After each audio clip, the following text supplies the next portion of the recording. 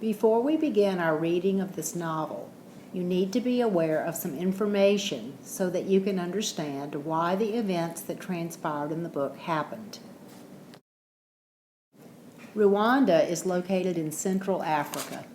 It is landlocked between the countries of Uganda, Tanzania, Burundi, and the Democratic Republic of the Congo. Its capital is Kigali.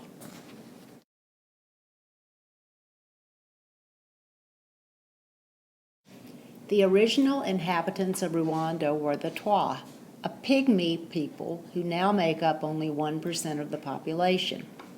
Also in Rwanda are the Hutu, who are generally described as short and stocky with broad noses, and Tutsi, who are described as tall and thin with sharp features. They are often considered to be two separate ethnic groups, but scholars point out that they speak the same language, have a history of intermarriage, and share many cultural characteristics. Rwanda was first colonized by Germany in the 1890s, but control passed to Belgium in 1919 after the First World War. Belgium ruled indirectly through Rwandan kings, and in 1935 introduced mandatory identification cards to Rwandans.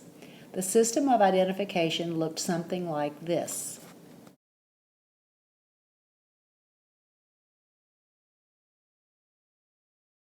Those in possession of 10 or more cows were classified as Batutsi or Tutsi.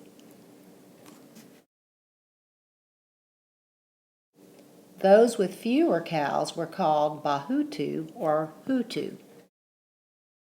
The king and the Belgians favored the more affluent Batutsi and set them up as the ruling class in charge of governing the regions of Rwanda in a system of corvée rule, which is very similar to slavery.